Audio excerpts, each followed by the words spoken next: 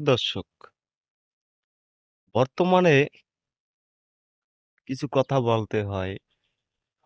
এই সমাজে প্রত্যেকটা পুরুষ হইল গাছের খুঁটি।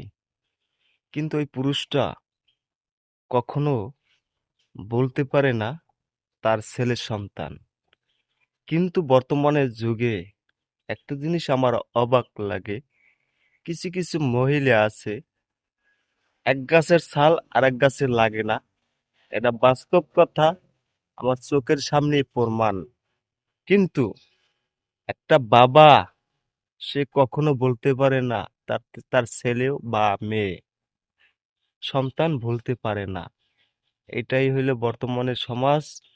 কিছু কিছু ভাই বোনদেরকে বলছি, আপনারা কখনো আপনাকে ছেলে সন্তান এতিম করিবেন না।